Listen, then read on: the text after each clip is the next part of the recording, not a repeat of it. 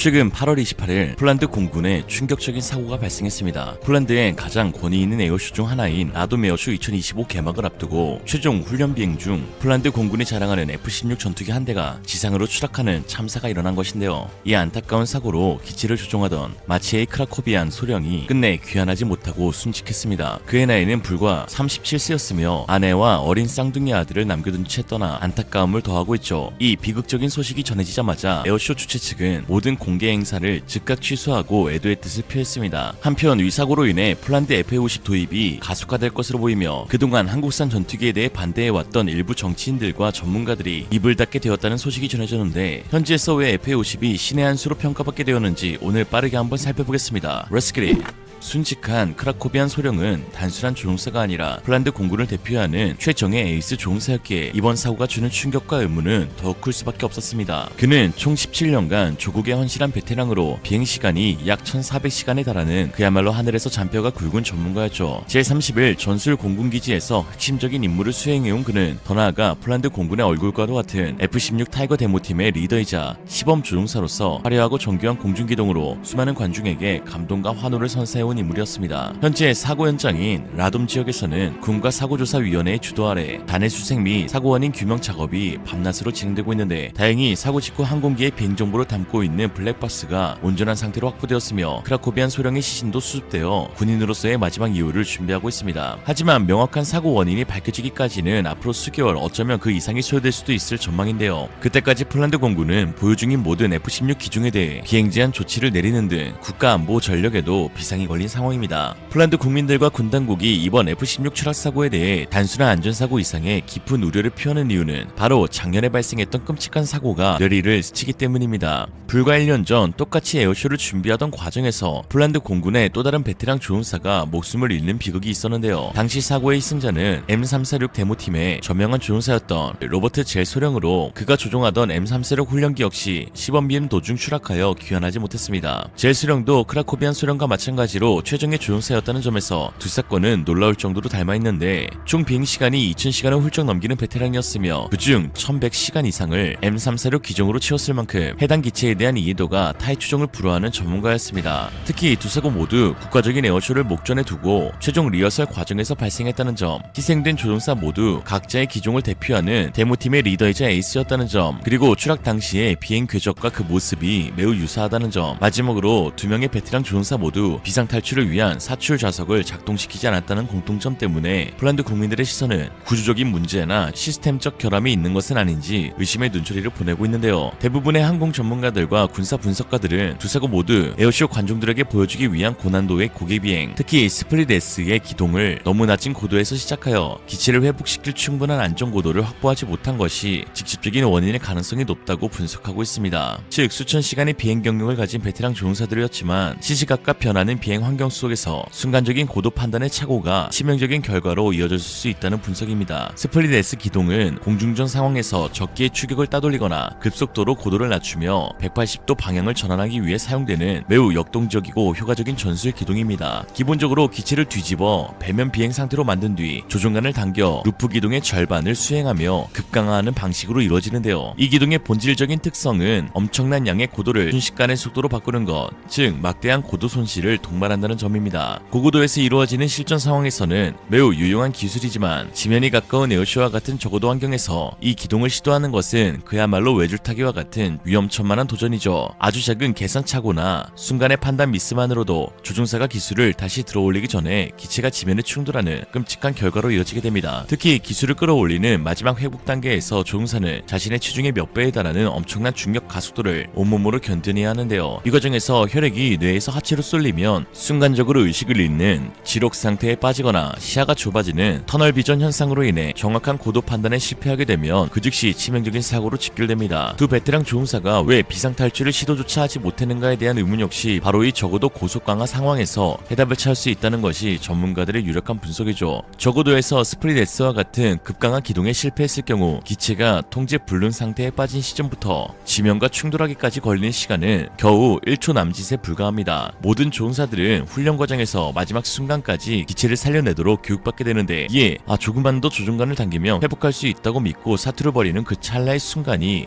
오히려 탈출을 위한 골든타임을 놓치게 만드는 아이러니한 상황을 만들게 되죠. 또한 기체가 지면을 향해 거의 수직으로 내리꽂히는 극한의 상황에서는 사출 좌석이 정상적으로 작동하더라도 조종사의 안전을 100% 보장하기 어렵다는 냉정한 판단 역시 마지막 결정을 망설이게 만드는 요인이 됩니다. 특히 이번에 사고가 난 F-16과 작년에 추락한 M346 기체가 공통적으로 채택하고 있는 플라이바이와이어 비행 제어 시스템이 이러한 극한의 상황에서는 오히려 약점으로 작용할 수 있다는 기술적인 분석도 제기되고 있습니다. FBW는 조종사의 조종간 조작을 기계적으로 직접 전달하는 대신 전기 신호로 변환하여 컴퓨터가 이를 해석하고 각 조종면에 최적의 명령을 내리는 첨단 디지털 제어 시스템인데요. F-16 전투기는 기동성을 위해 개발 초기부터 공기역학적으로 불안정한 설계를 의도적으로 채택한 기체로 유명합니다. 이에 컴퓨터의 개입 없이는 안정적인 수평 비행조차 어려운 설계지만 바로 그 불안정성 때문에 FBW 시스템이 끊임없이 미세한 조정을 가하며 인간의 반응 속도를 뛰어넘는 경이로운 수준의 민첩성과 기동성을 발휘할 수 있게 해주죠. 하지만 에어쇼처럼 항공기의 성능 한계점까지 기체를 몰아붙이는 상황에서는 조종사가 의도한 극한의 기동 명령과 기체의 안전을 유지하려는 비행 제어 컴퓨터의 제어 로직 사이에서 미세한 충돌이나 예상치 못한 시스템 반응이 발생할 가능성을 완전히 배제할 수가 없습니다. 물론 폴란드가 최근 대량으로 도입하고 있는 한국의 FA-50 역시 최신 디지털 FBW 시스템을 사용하고 있는데요. 하지만 FA-50의 플라이바이와이어 시스템은 F-16처럼 기동성 극대화에만 초점을 맞춘 것이 아니라 안전성과 신뢰성을 최우선 가치로 두고 설계되었다는 근본적인 차이점이 있습니다. 단순히 플라이바이와이어를 사용하는 것을 넘어 비행지역 컴퓨터와 전기계통을 3중으로 구성하여 하나의 시스템에 문제가 발생하더라도 나머지 2개의 시스템이 즉시 임무를 이어받아 비행 안전을 유지하는 디지털 3중계통 방식을 채택하고 있죠.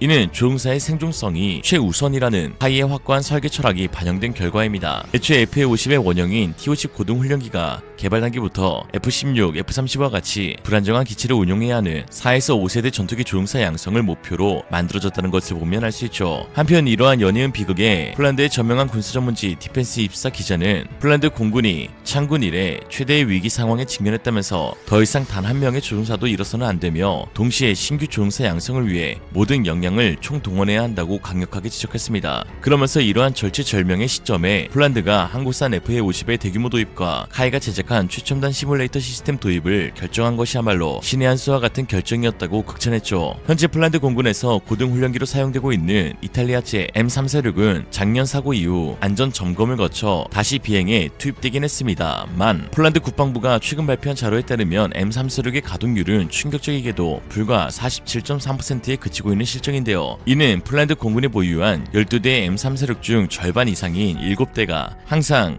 결함으로 인해 경납고에 발이 묶여있다는 것을 의미합니다. 도입 계약서상 명시된 보장 가동률은 75% 이상이지만 제조사인 이탈리아의 레오나르도 측은 유럽 내 공급망 문제로 인한 예비 부품 부족 등을 이유로 들며 수리가 지연되고 있다는 변명만 반복하고 있죠. 그러나 최근 FA-50을 도입한 말레이시아의 한 항공 전문가는 여러 경쟁 기종들의 이탈률을 비교 분석하며 FA-50의 압도적인 안전성을 강조했는데요. 그의 분석에 따르면 M346의 이탈률은 초기에 3.27%에서 최근 5.5%까지 치솟았고 러시아의 야크 130은 7.33%에서 5.6%로 소폭 하락했지만 여전히 높은 이탈률을 기록했습니다. 반면 FA-50 계열 항공기는 초기 3%에서 현재 2.5%로 오히려 이탈률이 감소하며 현존하는 동급 훈련기 및 경전투기 중에서 가장 안전한 기체임을 객관적인 수치로 증명하고 있죠. 실제로 T-50 계열 항공기는 전 세계에서 운용되며 기록한 누적 30만 비행시간 동안 단 한 건의 조종사 사망사고도 발생하지 않았으며 평균 가동률은 90%라는 경제적인 수준을 꾸준히 유지하고 있습니다. 최근 12대의 FA-50GF가 우선 배치된 폴란드 민스크 마조베스키 공군기지의 조종사들은 FA-50으로 비행하는 것은 정말 즐거운 일이라며 압도적으로 높은 가동률 덕분에 원할 때마다 하루에도 몇 차례씩 집중적인 훈련을 할 수 있어 조만간 폴란드 공군 최초의 FA-50 교관 조종사가 배출될 것이라고 높은 만족감을 표시하기도 했죠. 폴란드 공군 참모총장인 이레누스 노박 준장 역시 자신의 비행 경험을 바탕으로 FA-50의 경제적인 훈련 효과에 대해 구체적인 수치를 제시하며 극찬했는데 그는 약 1시간의 동일한 훈련 임무를 수행하는 동안 FA-50은 1.5톤의 연료만을 소비했는데 만약 이 훈련을 F-16으로 했다면 약 3.5톤의 연료가 필요했을 것이라며 여기에 FA-50은 2명이 탑승하는 복제형이라 한 번의 비행으로 마지막으로 2명의 조종사에게 훈련 기회를 제공하는 효과가 있으니 이것만 단순 계산하더라도 F-50은 F-16 대비 거의 6배에 달하는 압도적인 훈련 효율성을 제공하는 셈이라고 그 가치를 설명했죠. 특히 최근 폴란드 공군에 속속 도입되고 있는 카이의 최첨단 비행 시뮬레이터는 이번 F-16 M346 사고와 같은 비극적인 안전사고를 예방하는 데 있어 그 어떤 장비보다 결정적인 영향을 미칠 것으로 평가받고 있습니다. 이는 단순히 비행 훈련을 더 많이 한다는 양적인 개념을 넘어 실제 항공기로는 비용과 안전 문제로 인해 절대 시도해볼 수 없는 극한의 영역을 조종사가 가상 공간 안에서 수천 수만 번의 연습을 통해 완벽하게 마스터할 수 있도록 해주기 때문인데요.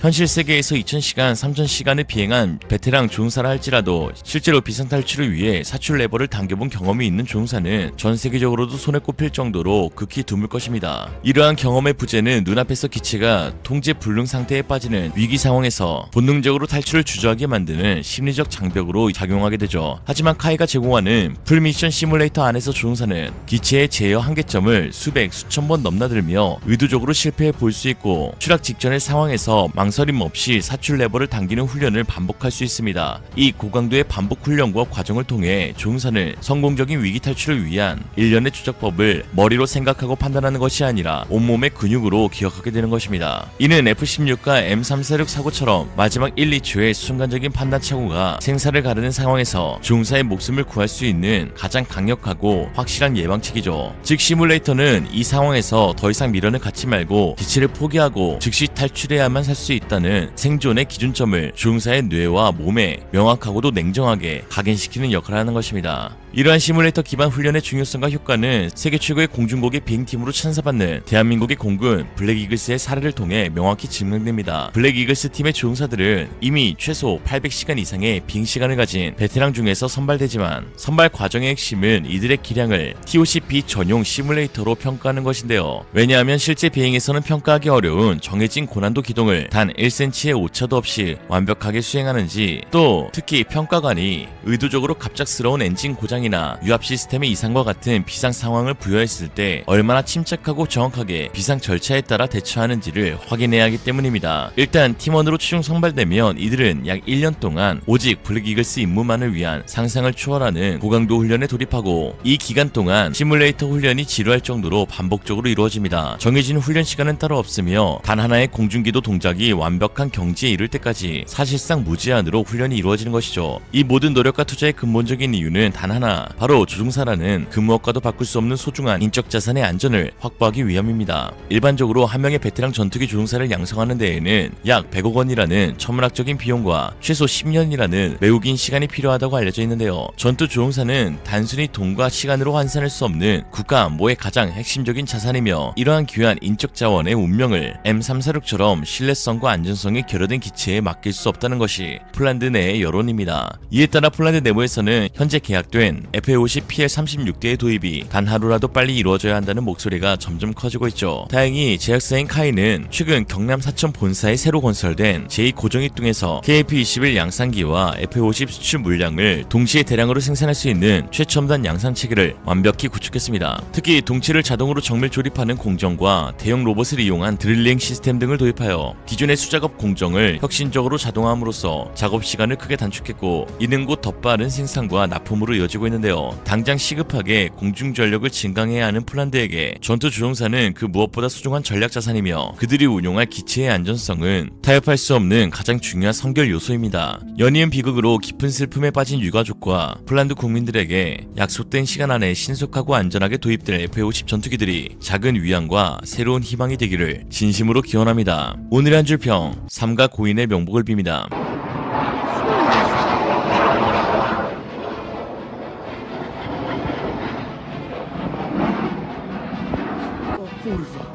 Rozjebał się.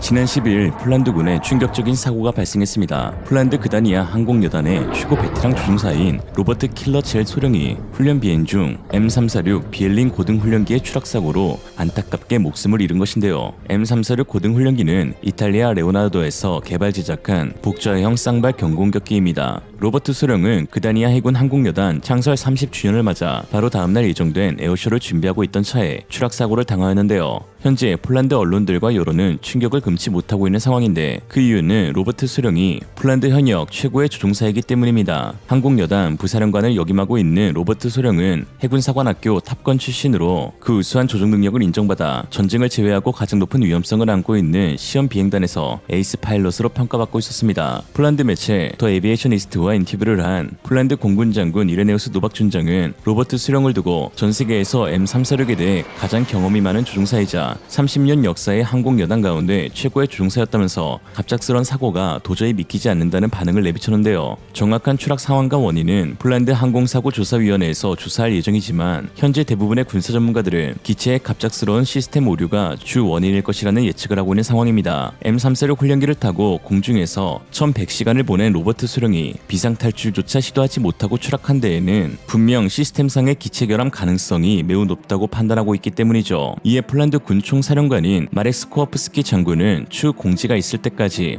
현재 운용 중인 모든 M346의 비행을 일체 중단시켰고 모든 기체에 대한 안전검사 테스트를 진행하도록 명령을 내렸습니다. 또한 13일에 예정되어 있던 그다니아 항공여단 창설 30주년 에어쇼는 취소되게 되었죠. 그러나 여기서 한 가지 의아한 것은 이번에 추락한 M346이 도입된 지 불과 2년밖에 되지 않은 신형 기체라는 데 있는데요. 사실 이탈리아 M346은 잦은 결함으로 인한 극악의 가동률을 보이고 있어 폴란드 내부에서도 여러 문제점이 지적되고 있던 기체입니다. 지난해 8월 폴란드 매체 디펜스24에 따르면 폴란드 공군 감사원은 M346의 낮은 가동률로 인해 조종사 훈련에 큰 문제가 발생하고 있다고 지적했는데요. 2020년 기준 M346 가동률은 불과 47.3%밖에 되지 않았습니다. 당시 기준 12대 M346 중 늘 7대가량이 결함으로 인하여 경납고에 방치되고 있다는 것이죠. 매체에 따르면 M346 제조업체인 레오나르도와 체결한 계약에서 보장 가동률은 75% 이상이 되어야 한다고 했지만 업체는 예비 부품 및 소모품 부족으로 인해 수리 기간이 길어지고 있다는 변명을 하고 있는 상황입니다. 사실 작년에도 폴란드 M346은 공중 비행 중 갑작스럽게 캐노피가 떨어져 나가는 사고가 발생하여 안전성에 대한 지적을 받았는데요.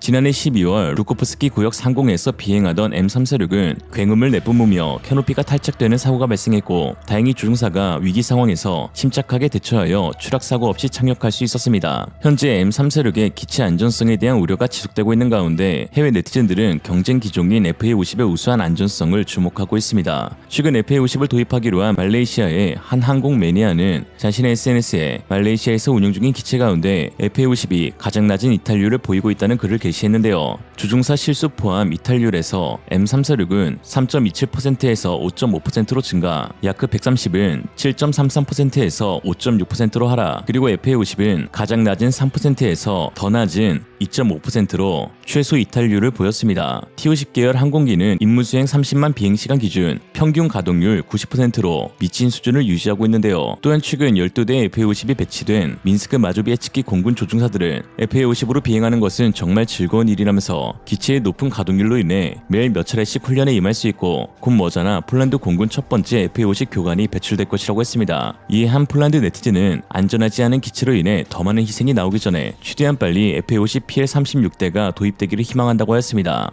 최근에는 M346의 캐노피가 떨어진 뒤 비상 착륙을 시도하였고 다행히 치명적인 사고로 이어지지는 않았습니다. 그러나 언젠가는 이런 사고가 발생할 수 있겠죠. 이런 상황 가운데 조종사들이 과연 어떤 훈련을 지속할 수 있을까 궁금합니다. 최대한 가까운 시일 내에 한국형 FA50을 보유해야 하지 않을까요? 카이는 현재 2차 계약 물량인 FA50 PL36대를 2025년 하반기부터 2028년까지 납품 완료하겠다는 계획입니다. 특히나 내년부터 인도될 FA50은 업그레이드된 PL 버전으로 공중급유 기능을 통한 비약적인 항속거리 증대, 현존 가장 신식 모델인 팬텀 스트라이커 능동위상 배열레이더, 여기에 사이드와인더와 암람 120C와 같은 단중거리 공대공 무장으로 업그레이드가 되어 시계외 공중전 능력까지 갖추고 있는 가히 F-16 CD 뺨치는 전투기가 될 것으로 보입니다. 한 명의 베테랑 조종사를 양성하는 데 소요되는 비용은 대략 100억, 그리고 10년이라는 긴 시간이 필요합니다. 특히 조종사 가운데 전투 조종사들은 대부분의 국가에서 군내 최고급 인력으로 취급되며 특수전에 막대한 예산을 투자하는 영미권 군대의 오퍼레이터나 정보기관 요원들 정도는 되어야 이에 비견될 만할 정도로 국가 안보의 핵심 인력으로 꼽히는데요.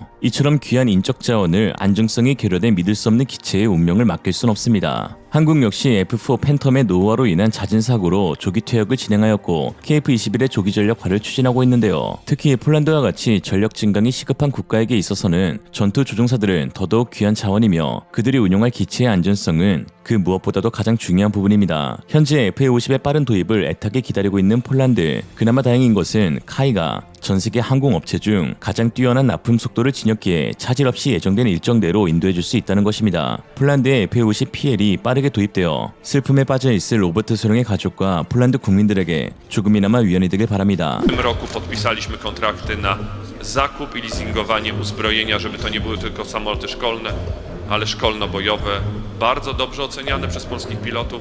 Jeżeli chodzi o modernizację w ogóle samego symulatora, symulator jest modernizowany tak samo jak samolot. Wszystkie elementy, które trafiają, czyli zastosowanie nowych środków bojowych, czy tak jak będzie w wersji PL, zastosowanie podwieszenia, który umożliwia rozszerzenie gamy uzbrojenia, będzie implementowane na symulatorze. 첨단 무기체계의 도입만큼이나 중요한 것이 바로 이를 운용할 정예 인력을 양성하는 효율적이고 과학적인 훈련 시스템입니다. 무기체계는 결국 사람이 운용하는 것이기 때문에 아무리 뛰어난 성능의 첨단 무기라도 이를 제대로 이해하고 활용할 수 있는 숙련된 인력이 없다면 그 잠재력을 100% 발휘할 수 없기 때문인데요. 이에 최근 카이가 선보이는 첨단 시뮬레이터 기술이 전 세계의 주목을 받고 있습니다. 단순히 실제 조종 환경을 모방하는 단계를 넘어 인공지능, 디지털 트윈, 가상현실 등 4차 산업혁명의 핵심 기술을 융합한 카이의 시뮬레이터 솔루션은 훈련의 차원을 뒤바꾸고 있죠. 특히 최근 폴란드에서 열린 FA-50 시뮬레이터 개관식에서 폴란드 국방부 장관의 충격적인 발언을 통해 한국 시뮬레이터의 영향을 느낄 수 있었는데 그들은 폴란드 공군 훈련 체계의 완전한 독립이 시작되었다며 극찬했습니다. 이전까지 폴란드 조종사들은 FA-50 기종 전환 훈련을 위해 익숙치 않은 실제 기체에 무리하게 탑승하거나 한국의 교육 이수를 받으러 방문해야 했으나 현재는 자국 내에 구축된 최첨단 훈련 시스템을 통해 모든 과정을 자국에서 완벽하게 소화할 수 있게 되었습니다. 단순히 비용과 시간을 절감하는 차원을 넘어 국가방위의 핵심인 조종사 양성을 외부 의존 없이 독자적으로 수행할 수 있는 전략적 자립성을 확보한 것이죠. 그동안 미국, 유럽, 소련제 등 수많은 전투기들을 운용해온 폴란드였지만 이 같은 자립성을 해결해준 것은 바로 한국이었습니다. Plan, który przyjęliśmy, wdrożenia FA-50 do służb, uzbrojenia i przygotowania pilotów radykalnie przyspieszył w ostatnich miesiącach. W tym roku podpisaliśmy kontrakty na zakup i leasingowanie uzbrojenia, żeby to nie były tylko samoloty szkolne, ale szkolno-bojowe, bardzo dobrze oceniane przez polskich pilotów, ale muszą posiadać wszystkie właściwości, żeby wykorzystać pełne możliwości. Nie musimy wysyłać pilotów do Korei na wykonywanie lotów, na szkolenie. Szkolenie będzie odbywało się na symulatorze tutaj, obniża to koszty i przyspiesza szkolenie. Jest to szkolenie zintegrowane, dlatego że przeplatamy lot na samolocie z lotami na symulatorze. W zależności od tego, jakie pilot ma doświadczenie życiowe, czy przeszkalamy go z samolotów bojowych typu MiG-29, Su-22, dostosowujemy programy szkolenia tak, żeby odpowiednia ilość symulatorów była wpleciona w ten cały program, w te godziny te spędzone w powietrzu. Główną zaletą akurat tych symulatorów jest to, że jesteśmy w stanie już całkowicie przerzucić proces szkolenia personelu latającego wyłącznie w Polsce i całkowicie być niezależnym od strony koreańskiej. To jest taki, można powiedzieć, główny aspekt organizacyjny. Drugim elementem to jest oczywiście obniżenie kosztów eksploatacji samolotów, bo nawet w przypadku nie tylko samych lotów szkolnych, treningowych, ale w przypadku chociażby wznawiania pilotów już zaawansowanych do lotów chociażby w trudnych warunkach atmosferycznych w nocy, nie musimy wykorzystywać i marnować resursu samolotu, tylko te loty zaliczeniowe robimy na samym symulatorze. No i oczywiście kwestia bezpieczeństwa. Jesteśmy w stanie przetrenować tutaj wszystkie sytuacje awaryjne, które mogłyby się zdarzyć w locie, tak żeby instruktor mógł obserwować, w jaki sposób radzi sobie z tym młody pilot, czy pilot, który jeszcze nie jest zaawansowany w lataniu na FA-50. Symulator nowoczesnego samolotu bojowego tak naprawdę nie powinien służyć do nauki latania, bo my powinniśmy dostawać materiał, czyli pilotów, którzy potrafią latać, a tutaj piloci się szkolą, żeby wykorzystać możliwości samolotu, przede wszystkim systemu celowniczo-nawigacyjnego.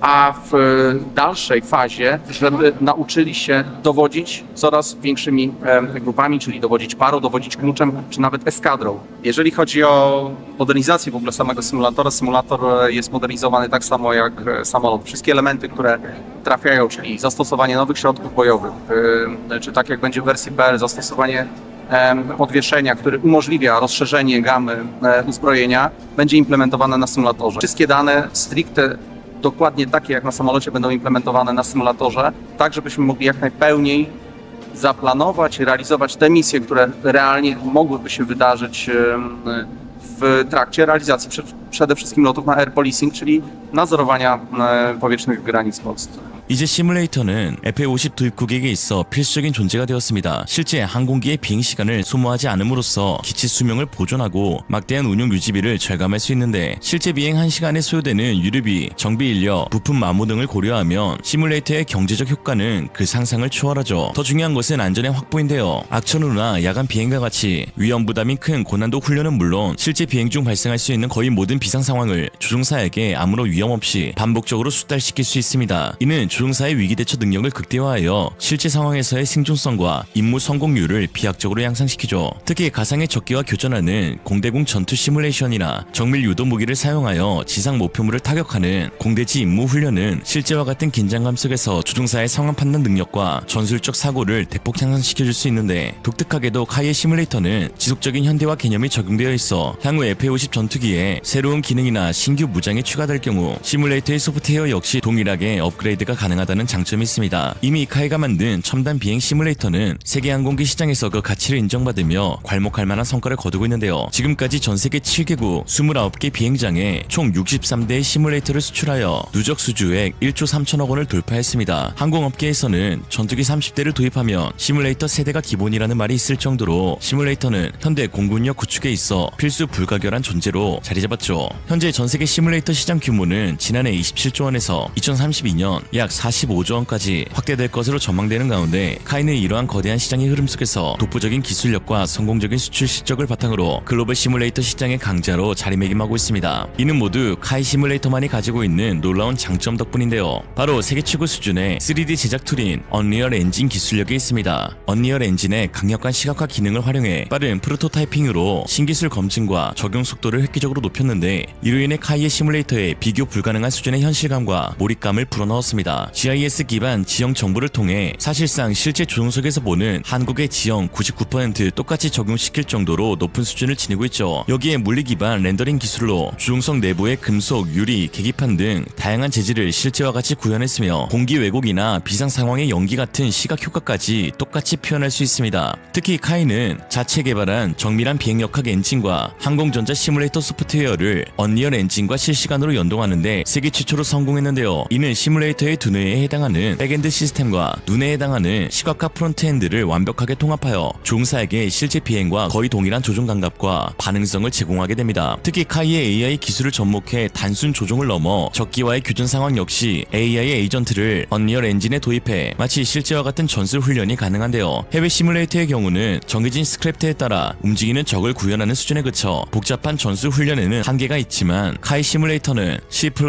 기반의 풀소스 코드를 실시간으로 제공하므로 인간 조종사와 AI 조종사가 동일한 기상전장 환경에서 편대를 이루어 협력하거나 혹은 서로 적이 되어 교전하는 등 이전에는 불가능했던 수준의 복합적인 전술훈련 시나리오를 구현할 수 있게 되었습니다. 카이의 핵심 미래 사업인 멈티 유무인 복합체계 운용을 미리 학습하고 적용할 수 있는 것이죠. 카이의 시뮬레이터가 얼마나 성공적인 기술력인지 엿볼 수 있는 또 다른 놀라운 부분이 있는데 시뮬레이터 사업이 항공 분야에만 머무르고 있지 않다는 것입니다. 놀랍게도 해군 함정 시뮬레이터 분야까지 아우르고 있는데 해군의 장보고 3 잠수함, 조종 훈련 장비, 그리고 최근에는 고속 상륙정 시뮬레이터를 성공적으로 개발하여 지난 3월에 해군에 납품하였습니다. 특히 고속 상륙정은 시속 70km 이상으로 고속 항해하는 공기 부양정으로 파도와 바람 등 해상 환경의 영향을 크게 받아 환경을 똑같이 구성하는 것이 매우 어렵고 또 조종 난이도도 매우 높은데요. 카이는 독자적인 함 운동 역학 기술을 개발하고 정밀한 모션 시스템을 적용하여 실제와 같은 3차원 해상 환경에서 파도와 포마를 가르며 기동하는 고속 상륙정의 움직임을 완벽하게 재현해낸 했죠. 한편 최근 폴란드에서는 드디어 FA50을 위한 미국과의 AIM-9X, AIM-120 암람 협상에 돌입한 것으로 드러났습니다. 새로운 친미 성향 대통령이 선출되면서 협상이 가속화되고 있는데요. 이에 내년 실제 전투 임무를 착수할 수 있게 되었는데 그동안 폴란드에 간 FA50 개필러 12대 중 대다수가 가동 불능 상태라는 루머까지 휩싸이면서 친유럽 의원들에 의해 계약이 물거품될 위기에 놓이기도 했습니다. 그러나 폴란드 내부 정치 상황과 무관하게 현지 조종사들과 군사 전문가들로부터 극찬을 받으며 FA50의 성능과 효용성은 입증되고 있는데요. 실제로 탑승해봤던 이레네우스 도박 장군, 야체엑 스톨라렉 소령, 마체이 쇼파 군사 전문가는 모두들 한입으로 기존 미그29와는 비교도 할 수 없는 클래스를 지닌 전투기이며 심지어 F-16 최신형과도 큰 차이가 나지 않는다고 극찬하고 있습니다. 이제 본격적으로 한국에서 막 도착한 이야기를 들어보겠습니다.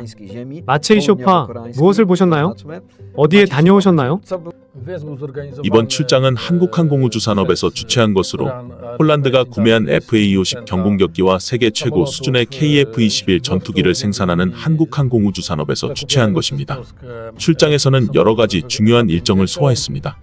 가장 중요한 일정은 FA50이 생산되는 공장과 이 전투기들이 운영되는 세계 최대 FA50 기지 할비행단을 방문한 것입니다. 또한 FA50이 생산되는 곳 근처에 위치한 사천에서 열린 에어쇼에도 참석했습니다. 한국 사천의 공장은 매우 훌륭한 수준이었습니다. FA50의 최종 조립 라인에는 약 20대의 FA50이 있었고 이 중 6대는 폴란드용으로 그중 3대는 꼬리 날개가 장착된 상태로 폴란드 전용 전술 번호가 표시되어 있었습니다. 또한 TA-50 훈련기도 생산 중이었는데 이는 한국과 인도네시아 군대를 위한 것입니다. 한국은 확실히 좋은 본보기가 되지만 모두가 만족했던 것은 아닙니다. 폴란드에서는 FA-50 전투기와 관련하여 비판적인 목소리도 나오고 있습니다. FA-50 전투기에 대해 어떤 입장이신가요? 의견이 궁금합니다. 저는 처음부터 FA-50 도입을 옹호해왔습니다. 초기에는 트위터에서 소수의 지지자들만 있었지만 지금은 많은 사람들이 이 전투기의 필요성을 인정하고 있습니다. 특히 한국 조종사들과의 대화에서 FA-50은 비행시간당 비용이 낮아 F-15, F-16, F-35 등의 전투기들을 대신해 훈련 비행을 맡을 수 있다는 점이 강점으로 꼽혔습니다. 또한 FA-50을 이용해 F-16으로의 전환 훈련을 최소화할 수 있습니다. 따라서 고급 훈련을 마친 후 FA-50에서 추가 교육을 받고 F-16으로 옮겨가는 방식으로 비용 절감 효과를 볼 수 있습니다. 이는 F-16 부대의 비행 부담을 줄여주는 방법이기도 합니다. 또한 FA-50은 단순 훈련기가 아니라는 점도 강조해야 합니다. 할비행단의 조종사는 FA-50이 전투 임무를 수행하는 기지임을 강조했습니다. FA-50은 전투용 기지에 배치되어 있으며 전쟁 시 서울을 방어하는 임무를 수행합니다. FA-50은 블록 10 버전으로 공중 방어 임무와 북쪽에서 오는 적을 타격하는 역할을 수행할 수 있습니다. 북한 전투기와 교전할 때에도 효과적인 성능을 발휘할 수 있습니다. 또한 한국에서 개발된 103km의 사거리를 가진 KGB 글라이드 폭탄 등 다양한 무기를 장착할 수 있습니다. 폴란드 화폐로 약 50만 지워티, 즉 약 12만 달러 정도입니다. 이 가격에 장거리에서 정밀하게 타격할 수 있는 무기를 얻을 수 있습니다. 최대 6개의 폭탄을 탑재할 수 있으며 500파운드급 폭탄 6개 또는 2000파운드나 500파운드 폭탄 4개 그리고 KGB 유도 폭탄은 최대 4개를 탑재할 수 있습니다. 따라서 예를 들어 4대의 FA-50이 출격하면 최대 16개의 목표를 먼 거리에서 정밀하게 폭격할 수 있습니다. 그 외에 무엇이 있을까요? 기지는 매우 방대했습니다. 그곳에서 F5 타이거 전투기도 보았는데 FA-50이 이를 대체하는 전투기입니다. FA-50을 작은 전투기라고 여기는 사람들이 있지만 타이거도 크기 면에서는 전투기로서 아무 문제가 없으며 FA-50보다 더 작습니다. FA-50도 충분히 전투력을 발휘할 수 있으니 얕보지 마세요. 또한 FA-50의 PL 버전은 더욱 강력한 성능을 발휘할 것입니다. 사천 에어쇼에서는 KF-21용으로 개발 중인 300km 사거리의 초음속 공대지 미사일 모형도 볼 수 있었습니다. 이는 F-16용 자습 미사일의 초기 버전과 유사한 사거리입니다. 이런 무장이 더해진다면 FA-50은 전장에서 더욱 효과적인 전력이 될 것입니다. FA-50에 대해 한 가지 더 언급하고 싶습니다. 폴란드에서 이 전투기에 대한 오해가 생기는 이유는 국방부가 왜 이를 구매했는지 어떻게 사용할지에 대해 잘 설명하지 않아서입니다. 이로 인해 인터넷에 많은 잘못된 정보가 떠돌게 되었습니다. FA-50은 F-16의 부담을 덜어주기 위한 것입니다. 이 전투기는 공중 감시 임무에 이상적이며 비용이 적게 들고 조종사 훈련에도 적합합니다. 가벼워서 과도한 비용이 들지 않습니다.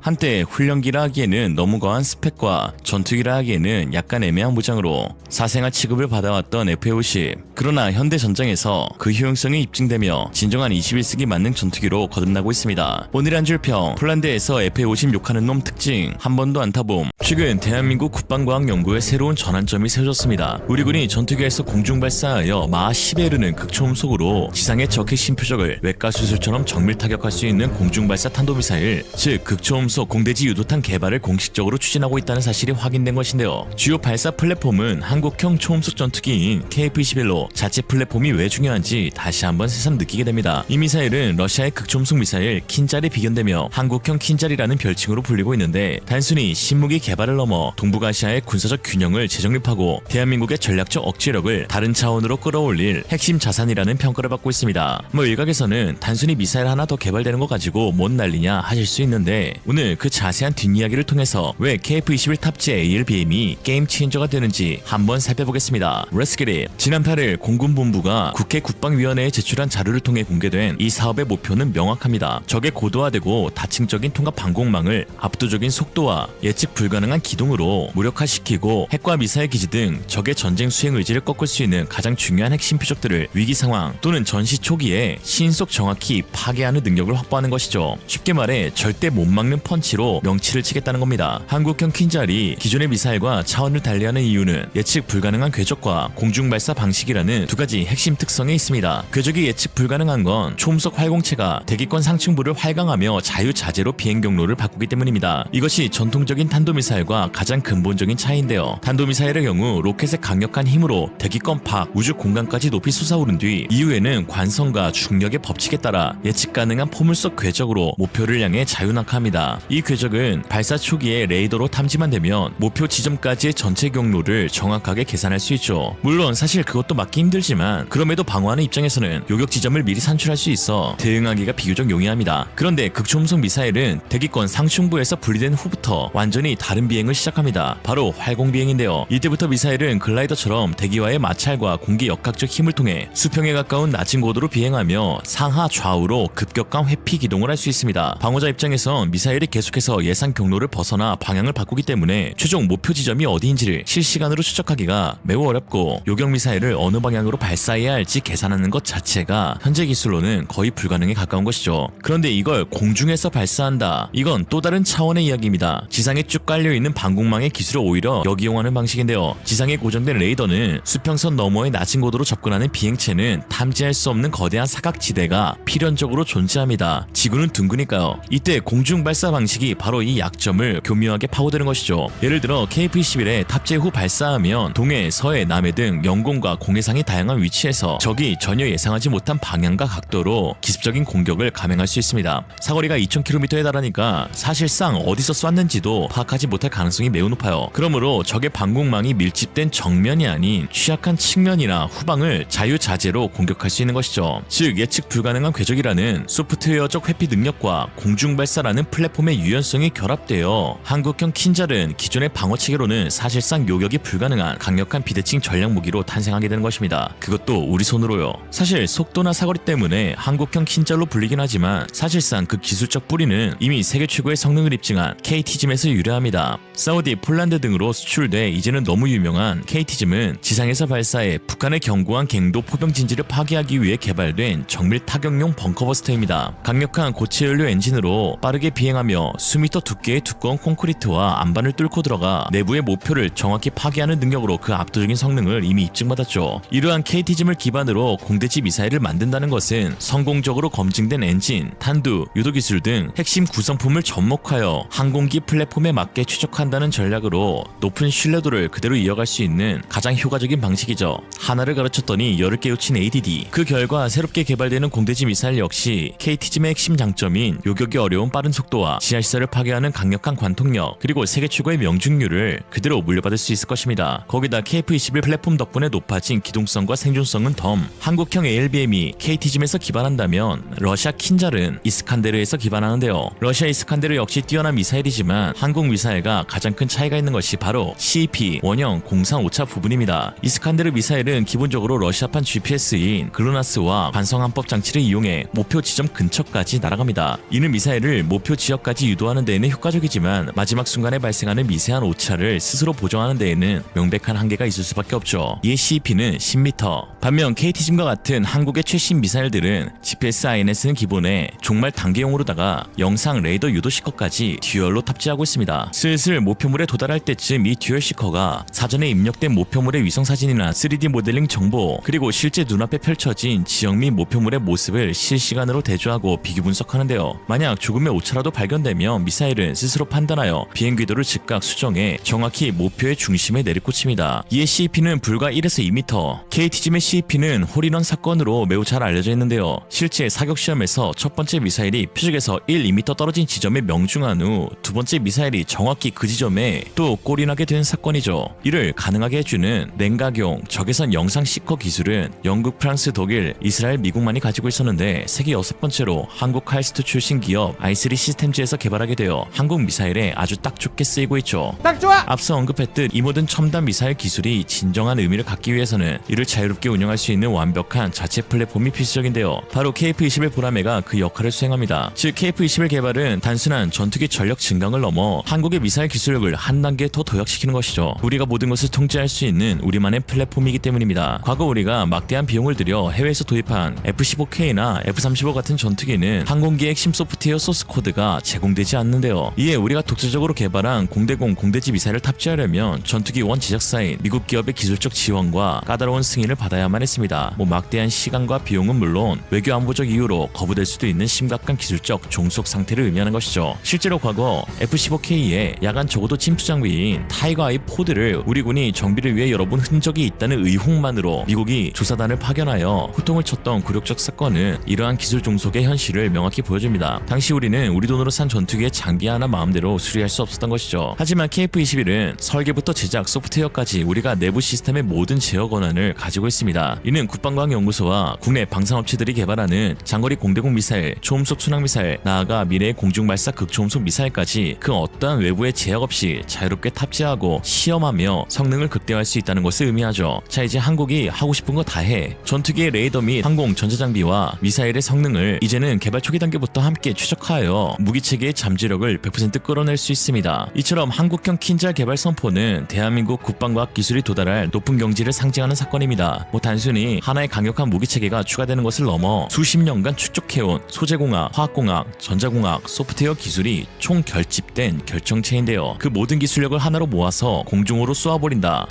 미사일을 사랑하지 않을 수 없네요. 대한민국이 미사일 개발을 선포했다는 것은 사실상 체계 개발의 가장 어려운 고비를 넘고 성공을 눈앞에 두고 있다는 의미와 같습니다. 이게 오바가 아니라 실제로 과거 한미 미사일 지침과 개정이 풀리자마자 현무4, 현무5, 고체연료 발사체, 누리호, SLBM과 같은 세계 최고 수준의 미사일을 즉시 선보였던 것이 이를 증명하죠. 마치 기다렸다는 듯이 1, 2년 사이로 새 미사일이 쏟아졌으니 말입니다. 한국형 킨잘 역시 그 연장선상에 있는데요. 이에 앞으로 미래가 더욱 기대되는 미사일 강국 한국, 기술진들의 노고에 무한한 존경을 표하며 오늘도 파이팅입니다. 오늘의 한 줄 평, 한국은 쏘는 건 다 잘하는데 심지어 밥도 쏜다고 한다. 이생으로 리얼리즘이었습니다. 여러분의 생각은 어떠신가요? 현명하고 지혜로운 여러분의 의견을 지금 댓글에 남겨주세요.